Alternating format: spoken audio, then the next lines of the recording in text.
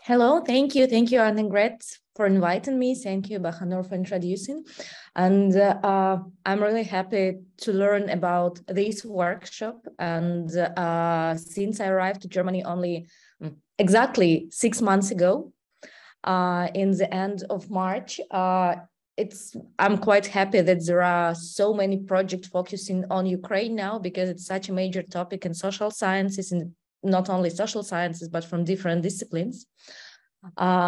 It's great that there are so many research projects on different aspects of dealing with situation with Ukrainian refugees. I myself come from psychology and social psychology, and for my PhD, I was doing a project about experiences of internally displaced people from Donbass in 2014, exploring their identities, sense of home, their concept of resettlement, and such things. And when the full-scale war started on 24th February, I found myself in a situation of displacement, in a situation that I already described as a researcher. And it was quite challenging for me, the very fact that I'm now living through the research I made before. After that, I moved to Germany and now represent Leibniz Institute for Research in Society and Space in Aachen, where I have a project about identities and experiences of Ukrainian refugees in Germany, actually. And it's also interesting for me to think about how to be a displaced researcher studying displacement, how to reflect how my personal experience reflects what I'm researching, and determine the topics of my research, and how to distinguish between personal experiences and the experiences of other people. What I'm doing now is a project about I'm trying to answer the question that might be quite crucial for planning any activities about Ukrainian refugees. Actually, how do Ukrainian refugees decide whether to stay in Germany in a long-time perspective or to come back to Ukraine? Because according to the data, the survey that was made by Ukrainian Institute for Demography, when they firstly counted the numbers of how many people have left Ukraine, the numbers show that 13 million of people were forced to leave their homes in general. From them, around 6 million left the country. Around 8 million are still remaining in Ukraine and other regions. From those who left the country, the number of Ukrainian refugees in Germany are about 700,000 for now, but these numbers can be quite confusing because of many problems that occur with registering refugees, with refugees moving between the countries and the cities and so on, but you already know it. What I was interested in is the data that Institute for Demography in Ukraine made an estimation that in case the war ends till the end of 2022, only 500,000 of refugees will remain in other countries. But in case the war lasts for 1 more year, there will be 5 million of people who will never come back to Ukraine, because the Institute for Demography made this estimation based on some integration activities and the people being able to find some solutions, some housing, some schooling for their kids, some jobs, and be somehow integrated. So depending on how long does this war goes on, we'll need different solutions for different number of people staying out of the country.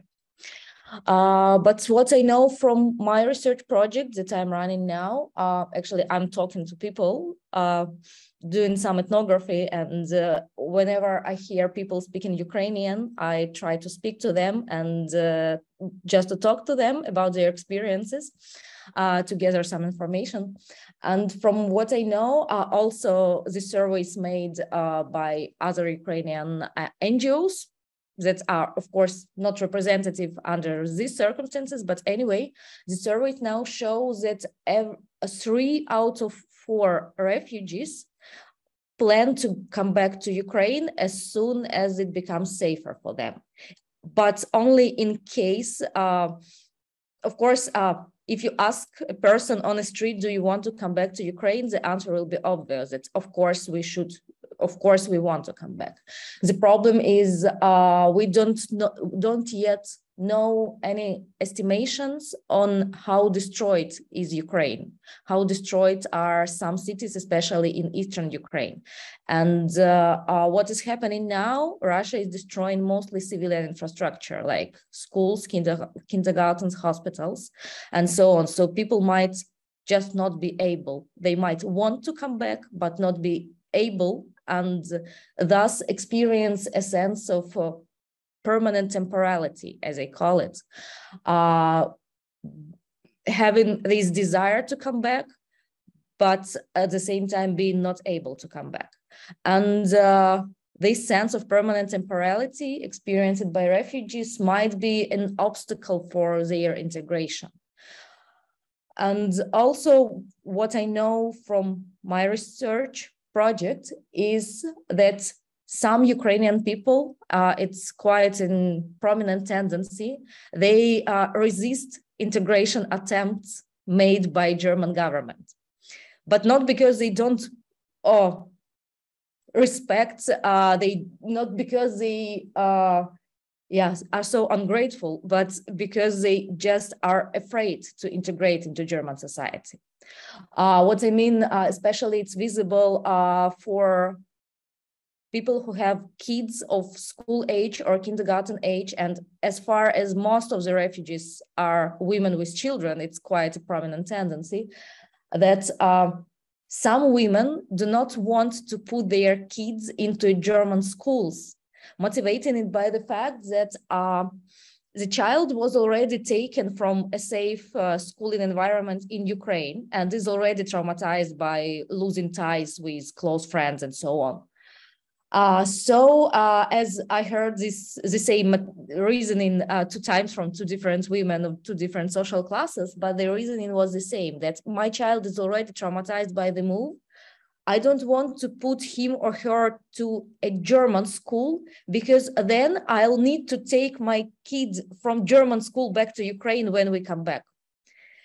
So they are resisting the very attempt to integrate their kids in the environment because they don't want to make some close ties with host countries. But it's only part of the story, it's only partial experiences. But as social researchers, I think we should pay attention to such small stories and such small cases that can describe the complexity of the situation with Ukrainian refugees. And also, in recent times, I was discussing with my colleagues the very concept of integration, how it is understood in German policies towards Ukrainian refugees. Because what is happening now is since refugees were moved from Sozialamt to job center in Germany, now integration is seen as the main task of Ukrainian refugees. And these German courses that are offered for free for the refugees are also called integration courses. So in this occasion, integration the concept of integration looks to me like a job that refugees are doing because they go to integration courses like for work 5 times per week. And it's also what I hear that people are resisting these integration courses, literally saying, I don't want to integrate, I want to come back to Ukraine. I don't need to be integrated. And what does it mean to be integrated into German society? What does it mean?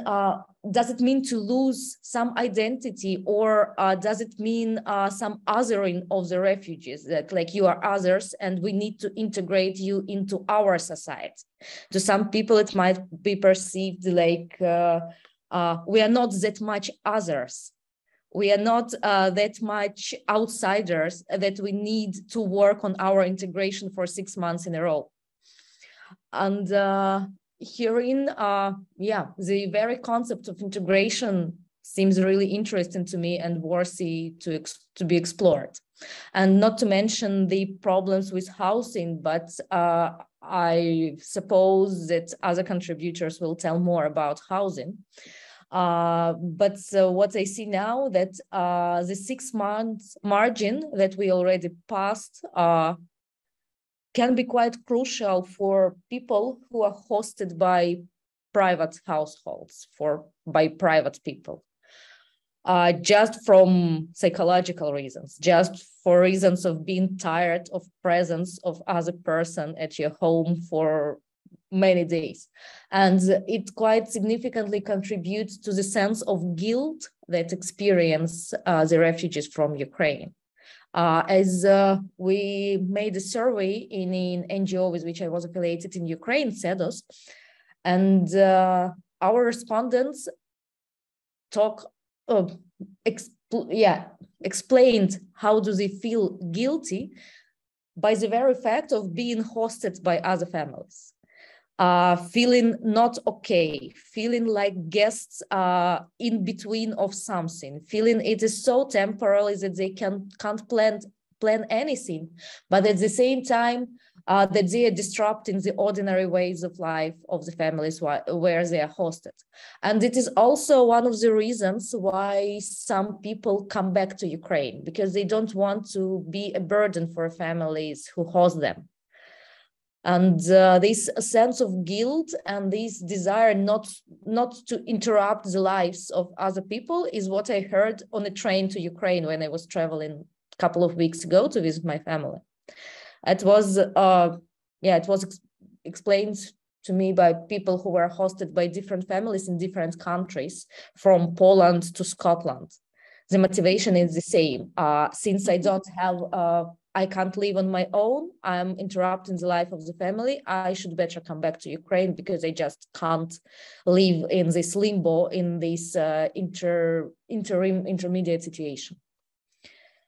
So, yeah, I hope we'll discuss the housing issues more soon during this workshop. And thank you for giving me the floor, and looking forward to